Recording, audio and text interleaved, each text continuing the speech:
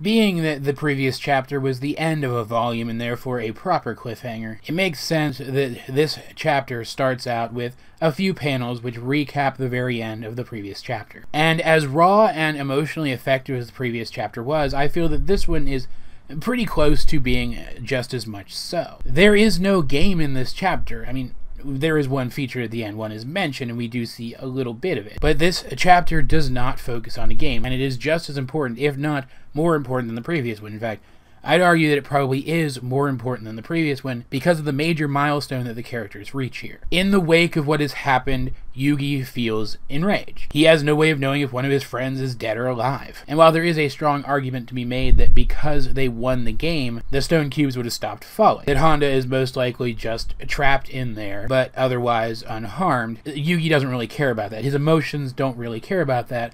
And as we know, when Yugi becomes emotional, the other Yugi tends to come out. Especially when one of his friends is hurt or seemingly hurt. The other Yugi has a tendency to come out to avenge them. And this is another such situation. The other Yugi tries to come out, and Yugi stops him. Yugi holds him back. Because this is the first time this would happen right in front of his friends. And especially in the wake of the conversation he just had with them, he is more aware than ever of how important his friends are to him and how important he is to them. That relationship feels stronger and yet at the same time more fragile than it ever has. And he worries that if the other Yugi comes out, it will scare them away. But they can tell that something's up, so he has to admit what's going on. He's not going to lie to them, after all. He admits that he knows the other Yugi exists, that he fears that he's actually becoming this other Yugi, the person who he doesn't actually know anything about. And that, more than anything, he's afraid that if the others know about the other Yugi, and especially if they see him, that they will no longer want to be his friend, to which Jinochi reaffirms him that that's not going to happen. They're always going to want to be his friends. This calms him down and prevents the other Yugi from coming out. And with no other choice, the group carry on to the next stage of Death Tea, Arena number 2, a public holographic arena upon which Yugi is slated to play Capsule Monsters chess with Mokuba. We get some more Kaiba stuff in here with Mokuba before Mokuba goes out to meet Yugi, and we get to see 100% for sure that Mokuba acts all savage, and he acts out the way that he does because he's trying to relate to his brother, he's trying to impress his brother. Mokuba, you okay there, buddy? Yeah, he's probably fine. He wants to be noticed by his brother. He wants to be liked by his brother. That despite appearances, his heart does not have the same growing evil in it that Kaiba's does. Though we can see hints that something like that may be coming. And notice I am talking about all of this in hindsight. At this point in the story, a reader unaware of future chapters would just assume that Kaiba's just an evil dick. But looking back, you can tell that Mokuba and Kaiba at this point are not the same, but that Mokuba has the potential to become the same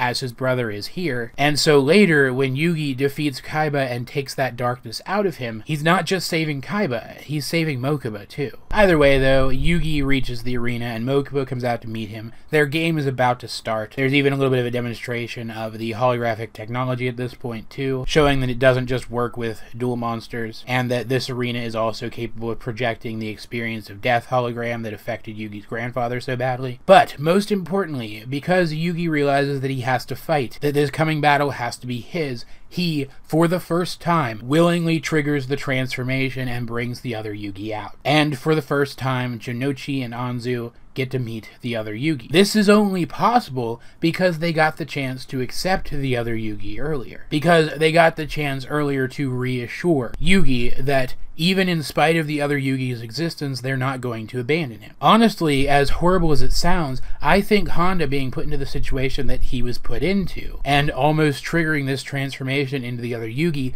might have saved Yugi in this instance, because I don't know if he would have allowed himself to change into the other Yugi for these final two battles without first getting the chance to tell his friends about the other Yugi's existence. And that's pretty much it. That's pretty much this chapter. It's all build up for this coming battle between Yugi and Mokuba. Though I do think it's worth pointing out, and some of this does come from the very beginning of the next chapter, if I'm remembering correctly, but even though I think Kaiba is the more evil of the two Kaiba brothers at this point, that Mokuba is just emulating Kaiba's behavior, he still does one thing that is more despicable than Kaiba here. Kaiba may stack the deck against his opponents, but he still plays what is, at its essence, a fair game. Whereas here, Mokuba, in his desperation to impress his brother, once again rigs things so that Yugi's capsule monsters will be significantly weaker than him, and even has his goons hold a gun on Jinochi and Anzu. Kaiba, even with darkness in his heart, is a good sport. Mokuba's not. None of that is really all that pertinent to the story, because we already knew that